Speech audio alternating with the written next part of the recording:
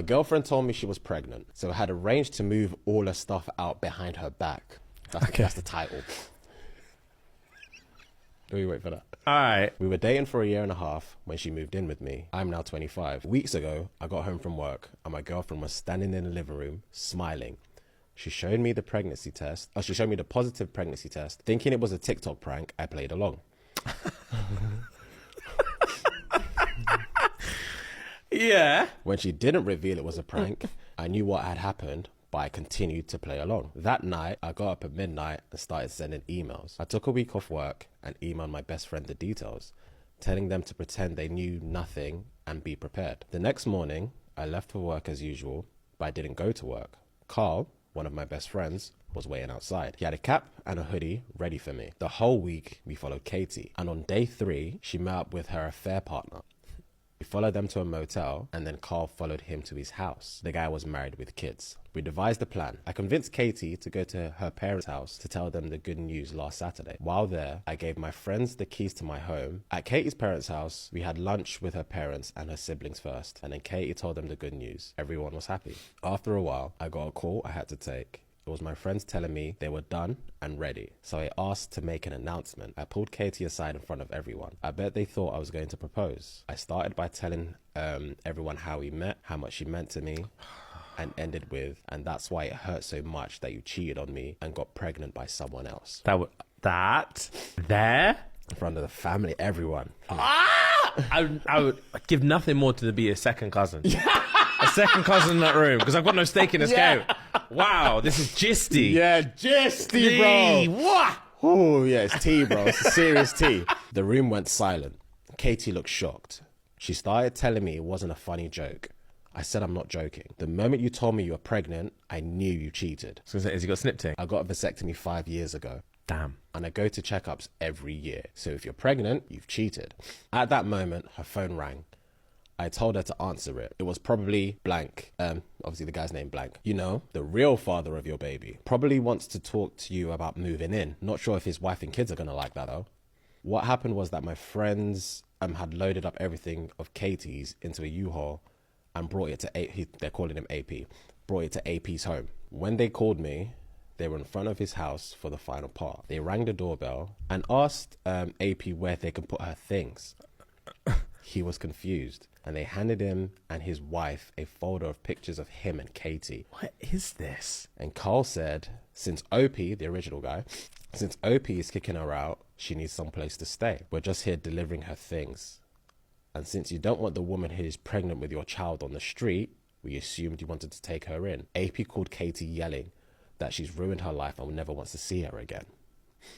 Damn. After hearing the scream over the phone, I said, oh, so his wife doesn't want his mistress and their fair baby living there?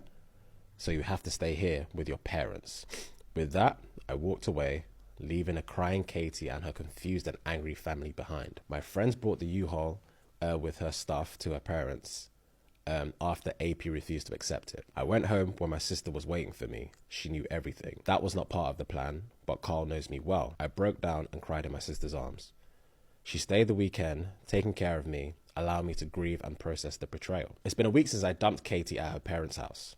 My boys cleaned out my home and brought everything of Katie's to hers. But because I didn't have the time to mark everything that was Katie's, the boys didn't take everything that belonged to her.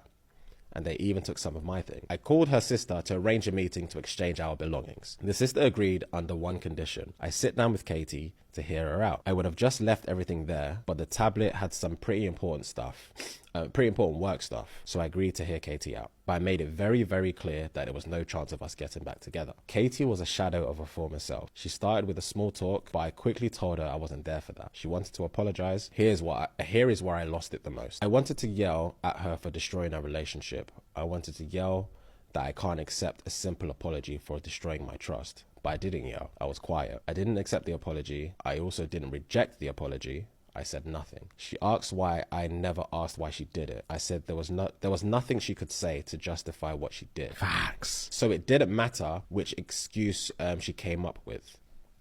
She said she really thought the child was mine because you weren't using protection in brackets, vasectomy with yearly checkups. And she was hoping that I would change my mind about being child-free as soon as she got pregnant. That's wild. I told her that was a very dumb assumption, and she clearly didn't use protection with her affair partner too. She told me she thought it was unfair of me to expose the affair to her family. Why are we What are we chatting about? I didn't have to do that. My response was, that's right. I didn't have to. I chose to. Just like you chose to cheat on me. Just like AP chose to cheat on his wife. There are just consequences of these actions. Yeah. She asked me if we still had a chance if she aborted the baby. I told her keeping or aborting the baby wouldn't change the betrayal. She can do what she wants and we're not getting back together. I was done. I heard her out. She didn't tell me anything I didn't already know. So I got up, took my stuff, and was about to leave. She said, I love you. My response was, no, you don't. If you loved me, you would never have betrayed me or hurt me like you did. I loved you, but you destroyed that too. With that, I left and could hear her sobbing. I've also learned that the affair partner is kicked out of his house too. They are divorcing. He ended it with Katie because he blames her for ruining his life. I don't know what Katie is going to do with the baby, but that's not my problem. I've known I wanted to be child-free since my early teens. My parents didn't oppose me, but they did say I could change my mind. Since I'm not an only child, they'll still get grandchildren. When I was 20, I got a vasectomy. When I was 22, I met my girlfriend, and I've been open about wanting to be child-free from the very beginning. I remember telling her about my vasectomy, but to be honest, I think there was alcohol involved, so I'm not really sure if she remembers. End of story.